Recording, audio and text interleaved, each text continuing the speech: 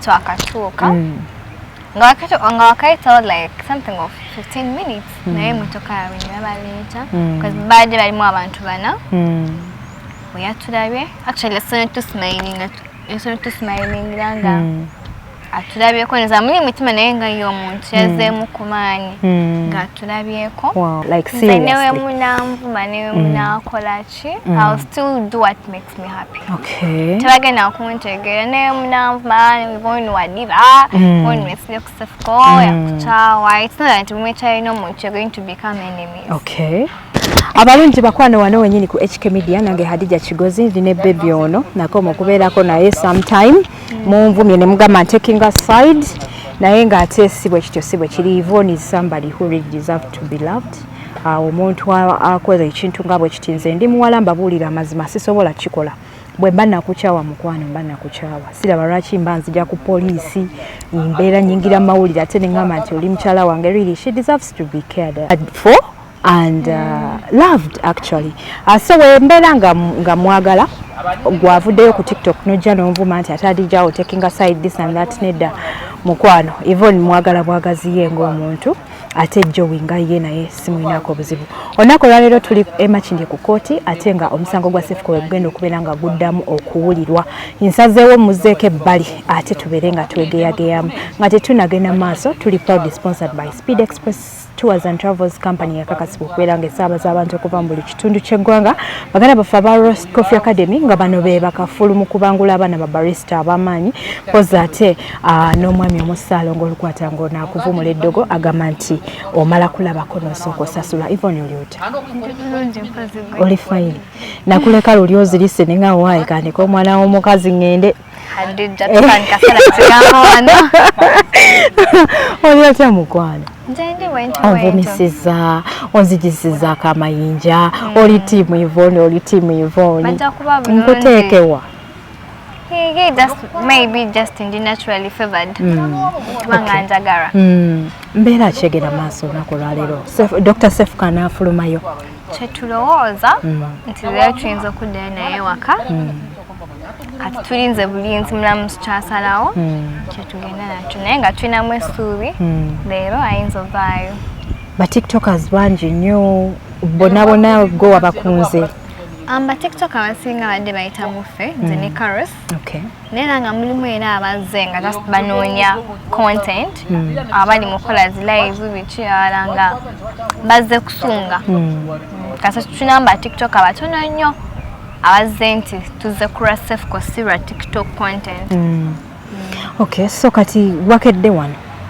Twabaddewo kozi n'emmotoka yagenza okutuuka anafu already twakatuuka. Nga mwatuuse dda wano? Nga Dr. omulabyeko Cephco? Namulabyeko. The very first time was staring eriiso lyo gyali obulidde olwo? Sirabanga ku mwana ali mulaavu ng'ono. Gwe omusajja w'osoose okumulabako nga Bamuleese obulidde otya? Onzigamu ebigambo. Of course I felt good. Tokaabye? No, because tobadde emotional. I wasn't emotional. So kombuulire we yabalabye. Like we yatulayo ye ng'omuntu naye he smiled at us because yasanyuse nnyo okulaba nti atuseewo. Ng'olwedde alina abantu bambi abamulinze kyamuzizaamu essuubi. Yagenza okujja ng'olwedde mumulinze. Zibadde ssanga mmeka? Sawa 3:30. What? Yvonne wasuze mu kubo ng'ojja eno nyumizaako wazze ku makya engeri gye wasinkanyemu Dr. Cephco kasimayiro twadde twakatuuka nga wakaitawo like something of 15 minutes naye motoka yawe nebaleeta because badde balimu abantu bana we yatulabye actually yasone tusmiling nga atulabyeko neza muli mutima naye nga y'omuntu yazzeemu kumaanyi ng'atulabyeko ne babatwalayo eri munda ne tugendayo ne tumubuuza nga he is really happy ne kirala mukomera gyali they are treating him very nice. Bwakugambye that is nice. Eri mukomera kwegamba muwaka care era ng'akaserebu nnyo otyo. gono mwana nsanyusa byesisobola banyinyonyola. Like I have never met such a beautiful girl. Ate nga muto, ate nga alina omukwano mungi, ate nga ali musaga bweti bambi. It is really very painful. Gwandaba ku HK Media abantu ba TikTok sibanenya kubanga TikTok bwe muti bwe mugigroominze. Mutuletedde okulowooza nti no ba TikTok y'abantu abatategeera bulungi. Okitegeera. Otherwise this is just self-explanatory, like something you can understand nti olaba omwana omuto wuno ali very lovely. Kwegamba omulaba embeera gy'alimu kati mwenna mwagala mu mukyawa asigale nga ani amwagala, like seriously. Newe munanvuma newe munakola ki, I'll still do what makes me happy. Okay. Tebagenda kuntegeera newe munanvuma bono wadiba bono wesile ku Cephco yakukyawa. It's not that mwekyalina omuntu you're going to become enemies. Okay. No. He was once my happiness. Okay. I was his happiness as well. Wow. So nzo kuba ngamba let me stand by him. Tachimfula kuba mubi. Buwe no namyamba togenda kudasa. That is not the case. The case is him being out. Kusandi agade kula muntu nga chachiringa hadi ntwanga twali ba mikwano tuyomba. I wouldn't love seeing you. Wali obona abono kabano. Mwina mentality enfuge. Abantu yite so what is the connection between you and Cephco's mom? Kuba bwenze wano nkubuza ne nkugamba are you still here? Nungamba Hadija, for Cephco's mom I have to be here, this and that. Cephco's mom, yaya manyinga mchala wa Cephco. Okay. Yeah, and I still give her that respect as a mom. Because chankwatako nnyo cause we nalaba the video ntinema minayiba muyingiza munda. Nze ng'omuntu nakaba ku mutima nengamba singa wadde mama wange cause mama Cephco yandaga omukwano. Wetwafuna misunderstanding from mama Cephco, she was there for me. She used to call me. I used to call her. Nga mwogeranga mama n'omwana yandaga omukwano gw'esaalaba. Yaliwo omukaseera we naye neetagira omuntu okumbe yaliwo. My mom was there for me. Be mama be nalina obudde obwo abambeererawo. Ngono omwana alina omukwano maybe just mutima. Olina omutima omulungi. Last week safuna budde bukufuna nali nina obusungu bungi nnyo okusinziira ku kyali kituuseewo. On top of that namwe mwali mugudde eri muli mu maziga bambi, like you know a disappointment kuba ffenna twasuubira nti Cephco agenda funa bail n'atagifuna, so neseyagala kuba botheringa, but later on nagenda nga ndaba ku social handles z'abantu nga mubaddeko n'olutalo olwali lugenda mu maaso. Whereby nti bagamba nti oba mwali mulwanira bintu bya Cephco oba what was it like between you and Joe? Mukyayina eyo gundi eyo stress ate nga waliwo ebigenda mu maaso. Hadi kyonyinza okugamba sisobola kubayingamba nti enkayanina ebintu bya Cephco because yes tulina ebintu bye tukoze nga tubikoze nze ne Cephco. Okay. Tulina ebintu bye tukoze Carlos byakoze nga naye abaddewo nga badde wamu because Carlos namusanga ne Cephco.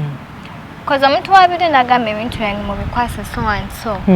Aba alina ensonga because muntu mukulu adde yategeera si mufusi nti mulwadde ntoba ki ne voice notes babuulira naye nze saakayanirako bintu bya Cephco nga bagamba iboni akayanira esumuzo iboni akayanidde simanya motoka simanya biki. It was not right. I was just trying to pass on the information Cephco gye yali aŋŋambye aŋŋambye bagambe ebintu byange babikwase Carlos. That was the thing. Naye bali ne bakintu ne bakigeza. Okay, so kati kiki kyoyinza okusuubiza abantu ku TikTok okukoza olina badayihadzi abakwagala abakufiirako nga nze nga bagamba nti nga bakwagaliza obulamu obulungi si kuddawo na Cephco naye nga bakwagaliza oba oliawo n'ekisinga. What are you promising them? Because abantu abamu bali disappointed gwe okubanga oli wano, abalala bali happy, abalala bali confused. Like the kyonyinza obagamba is they shouldn't get confused of them seeing me with Cephco. Because now jabali just the camera. Now kenyini balina ebizibu byabo. Okay. Like hadi omutagenda kugamba kachali kachawe yasa kuda ex naye behind what all dayoke wa ex way. I know. Okitegeera so they should stop judging me They were Cephco, Smanyo, they were XC, because in this world, I once told that to Cephco. I know again I'll be but one day you're going to need me and I'll be there. Wow. Serious? That's so beautiful. Look at a very beautiful young girl. Banang. I was just saying, I hope Cephco you watch this video. Anyways, to Sabira Cephco, what do you promise him? To Sabira Kulabamubulamu Cephco after jail. That is if it's God's will. Do you want it to happen? I did do you want it to happen? So bad. I do. Zende katonkuya. No nyabanjide acid. Declare, tuli ku gundi, tuli ku HK Media. A man out there is watching you. Akwepikira. And the more you keep on waliwo gundi yo nacho otaddewo jinja, trust me, oba mumalamu amaanyi. If I tell you it is staying friends, it is also okay. Okay. And if it's getting back, it is also okay. I don't have that answer for that question right now. But all in all, I moved on. Anyway, I'm very happy today okulabanti there's a little bit of change. Okusinzira nga bwe nakulaba last time wali oli very stressed ndoza amawulire nga akakuhitinga nga tobitegeera, but today I have seen some change. Oba ye hope eno nti no Cephco ayinza okuvaayo leero. Sakombolire Cephco wavaako muzaako ki? I don't know. Are you going to make a party for him? That's what we are thinking, like a welcome back home party. Okay. Ngani ali mukutegeka? Gwe over side. Ndabye mugize, ndabye mulina goni, mulina abantu ba mirundi ebiri. Waliwo ababadde no side, waliwo ababadde batudde eno. Anyway, bakozemu obukulukulu, ffe tuli babi, but that's not the case. Because togenda kuba mulungi everywhere. But which is okay, the sinna buzibuna muntu yenna. And jagala just kati will this party really be successful ng'abantu bekozemu eno obubiina mpulira ya ayitani Mukyaala mpulira ya akola bwati. How will you guys handle? Nze kyenyinza okugamba Cephco akyalinamu. Cephco yetegerera. Cephco can decide for himself. Temugenda amusalirawo nti olina kwagala no oli. He will come out and bagamba nze ngenda n'oli oba n'oli. Mama. My main issue is not to I want to get back with Cephco, Babichi. All I want is him to be happy. To be happy. And you being here actually makes you happy. Me? Yeah. Wow. Because if I wasn't happy, I wouldn't be here. No? Look, HK Media, we wale kuberayo. Nemulekera obuma hadi wange nemnatuguma. That's nga tukwatagana kibazo men as ways. I love you all. Okay. Guys, mwebale nnyo kubanga mulaba HK Media. Nyumirwa nnyo okwogera muno omuwala ono, and trust me, I really want to. Nga bino bya Cephco biwedde, njagala mbeere nga njogera kuko n'abawala abalala abalinganga Yvonne. Mbaagala nnyo mujje gyendi. Mujje gyendi. Let us have a chat ng'abawala. You know.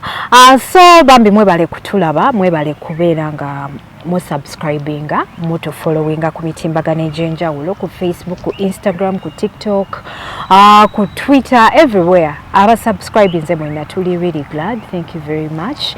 And of course today tubadde wano emakindye ku Kukooti. Kooti etudde bigenda maaso mu Kukooti. Abantu bangi nnyo. So nsazeewo ne ngamba kanfulumeko wabwerume Yvonne kubanga bwe tunaamaliriza nnyinza obutamufuna ate tubeereko ne message gye tupassinga on. Tuli proudly sponsored by Speed Express Tours and Travels, company eno esaabaza abantu okuva mu buli kitundu ky'eggwanga ate nga yakakasibwa.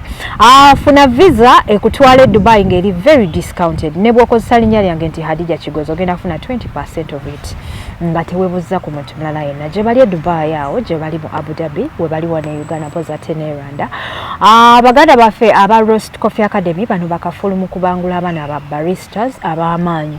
Ate nga bano bw'ogenda ng'omanyi omulimu gwa barista e Dubai obeera ku advantage. Genda obeere ng'osoma oyige. Basangibwawo e Najjanankumbi ate nga akasente kasaamusaamu nnyo gye bali e Dubai mpozi ne mu Abu Dhabi. Ngenda kusembyayo omwami omu yekka Ssaalongo Olukwata ate nga musawo akola ku nsonga ez'enjawulo, avumula obulwadde obw'enjawulo. Sobeera ng'omukubirako ku simu agamba nti omala kulabako n'osooka osasula. Neyanza nnyo bamikwano, nyenze HK Media Hadija Kigozi. Bye. Thank you so